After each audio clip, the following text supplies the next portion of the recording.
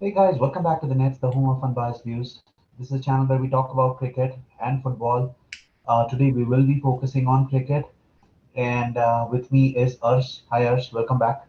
Hey man, it's been so long. I know we have not done anything since the IPL and we didn't feel like doing anything about talking about cricket. It was so little to talk about. So we are here. So we'll be focusing a lot more on the Test Championship, which is going to happen in England. Before that, we'll also talk about New Zealand visiting England and the game which happened yesterday. So, hi Kyor, it's been really long. How are you doing? Been good, been good. It has been up and down time for cricket throughout the subcontinent. But before we go anywhere, please do hit the like button, hit the subscribe button. This is a channel, like we said, we talk about cricket and cricket only. Um, Actually, I just talk cricket with Arsh, and then I have a different team that I talk with football for. But if you do like the channel, please do hit the like and hit the subscribe button. So yeah, it's been a tough time for all of us in India, out of India. COVID had taken over the country all of a sudden, and IPL had to be cancelled. And question marks started being raised about what happens if the World Cup, if the situation stays the same. Then what happens with the T20 World Cup that is supposed to happen in India in October? I know early early voices, chirping people who probably don't like BCCI as much are voicing their opinions as to they would like the World Cup to be moved out of India um, into UAE. So that is definitely out there, and you can suddenly see all these attacks happening on India from all ends, where Australians are suddenly talking about India as well and how Virat Kohli is suddenly not as big a player for them.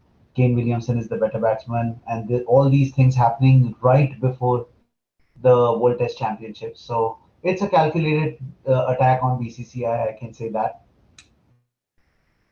Dude, but do you really care about what people talk about? Because I really don't think that players who are those 11 people who will be going on the field would not care about what Australia is talking, right? So there'll be Um, a lot of Australian cricket is going through a turmoil. I do absolutely agree with you. No one will be talking about that. Australian cricket is going through a turmoil of their own, and maybe this is also a ploy to create a distraction from what Bancroft said a few days back, when Cameron Bancroft said that it's not possible that just the captain and the vice captain were aware of the Sandpaper Gate incident. All the bowlers were equally involved. Then all the prior greats, Adam Gilchrist and Ricky Ponting, all of them started voicing their opinions that there should be a committee that comes in and sits down, reinvestigates the whole incident. Because clearly, if a ball is being sandpapered and it's been uh, customized for their own liking, all the bowlers who have been a part of that bowling 11 that was traveling or was playing the game should be aware of what was happening. Of course, now so the thing is now he's become the Srishant of Australian cricket, which is what Srishant was, right? So he's just become that, and it's going to be interesting and interesting to see how things hold down because if you there, so that lineup was the star lineup which is there, right? So it has been it'll be interesting if anything comes up. And you're right about the fact that if the ball is customized or worked upon without any natural or man-made like normal seam or whatever normal shine, then it makes it a question to ask. Yeah. So let's talk about the World Test Championship. Now, New Zealand definitely already playing two Test matches in England before they play India. They will be well acclimatized with the conditions out there. Definitely an advantage with the Duke ball. They are more used to playing with the Duke ball. The Duke ball swings a little bit, but then the game is in Southampton where spinners do come into play. Uh, I do think that Ashwin and Ravichandran Ashwin and Ravindra Jadeja will be pretty instrumental in the game. I do have a feeling that both of them might get picked for the game. I do not see how we may drop. Ashwin in any case, and Jadeja does replace Akshar. It's a like to like replacement, just an upgrade, I would say. So I think that it will be an interesting game, but I do feel I won't be surprised. It's a 50-50 game. I know India is coming off from a successful test series, but New Zealand by no means are, minnows if you look at it.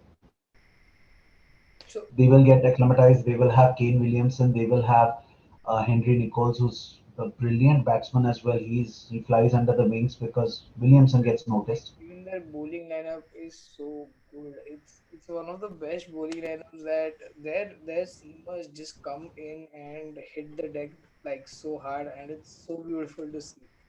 And as you said that yeah, they will get acclimatized, but flying from India, you'll have to do that institutional quarantine for 14 days and then have the procedure again. So, but yeah, they have an advantage. So I wouldn't say it's 50-50. If both of them landed at the same time and they did not, I would say that if they did not get those two extra games, I would have placed them 50-50 at par. But just because we don't have that in us, we don't have that game time in the UK. I would say that it's 40% India and 60% New Zealand. Fair enough. There's also the talks going on between PCB and BCCI that BCCI has apparently requested to prepone the test match so they make a window for IPL. So even that is something that is in the works. Let's keep our fingers crossed and hope IPL happens. It might be a big, massive monetary loss for BCCI if IPL for any reason gets discontinued. On the other hand, it also means that the players are fresh. They are, hungry for games. And India historically has taken the first game just to get acclimatized. This being just one test match, it's going to be a little bit of a challenge. I would agree that New Zealand has the upper hand, but you cannot discount this young Indian lot that we have seen in the recent past. Uh, We absolutely cannot. There was also some news around PSL happening. PSL has been approved by the UAE government to, they have given permission for PSL. But there are so many unknowns at this time that it is just going to be a challenge as to how PCB manages to put all these things together and makes it happen. So, one of the requirements from UAE was that all players do get vaccinated before they come in. Now, with that being said, if the PSL is going to happen in the next few days, I do not understand how players can get a 30-day quarantine or vaccination period can be done in 15 days.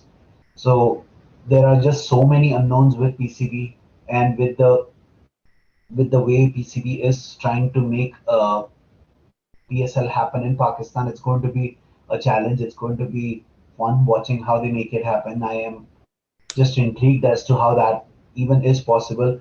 Plus, there are many players who have dropped out of PSL now in the second half because they have had their prior commitments for their nation, and COVID has again caused a significant stir there. But the good news is that Bangladesh and Sri Lanka are still playing, so they have made it possible. There was a scare from the Sri Lankan camp that one of the guys was tested positive along with another from the coaching staff, but turns out that it was a false positive. It wasn't COVID, it was something else. So let's keep our fingers crossed and hope that one day cricket, at least some form of cricket, prevails There's some somewhere in the activity world. going around. Uh, so yeah, we'll be doing videos throughout the World Test Championship, and we'll also be covering videos between the games of New Zealand and England. So I guess that's it for today. If you've come Absolutely, if you've yes. come this far, please hit the like, please subscribe, please do whatever you can to spread the word out. That will help us immensely. And dude, I like the mug that you're holding. On that note, Thank you. on that note, Thank you. that's a wrap for today. Stay healthy, stay All safe. right. Stay healthy, stay safe, guys.